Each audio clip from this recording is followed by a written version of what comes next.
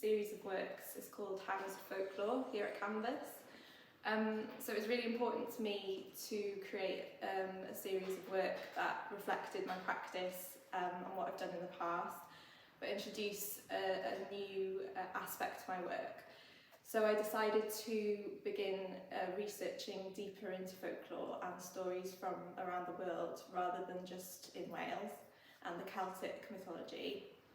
And so I started to research stories from Greece, from ancient mythology, from China, all over really, but I needed a central theme. So the more I read about these stories, the more I decided that I wanted it to be about hounds.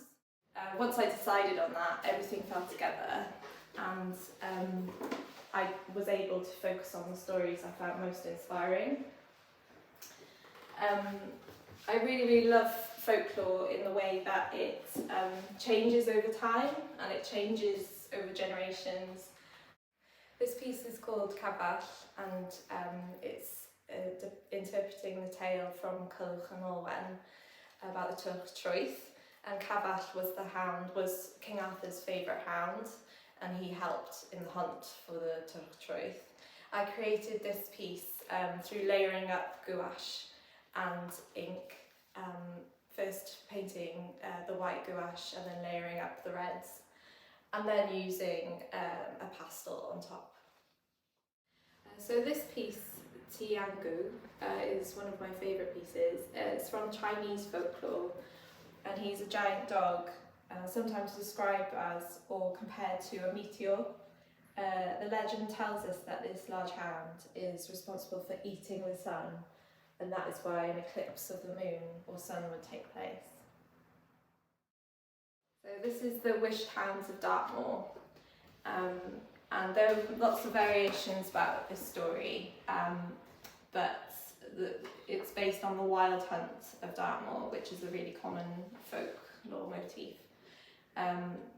But there are lots of different variations of the story, that there's a pack of black hounds running across the moors. Arthur Conan Doyle got huge inspiration from these stories for the Hound of the Baskervilles. Perhaps the biggest inspiration came from the legend of Squire Richard Cabell of Buckfastleigh. He was known for hunting and was actually described as a monstrously evil man, and when he died, the hounds would haunt the moors around where he hunted. The thing that I love most about folk stories is the way that we all share different stories around the world. We all keep telling these stories over and over again, and that's a shared commonality between us all.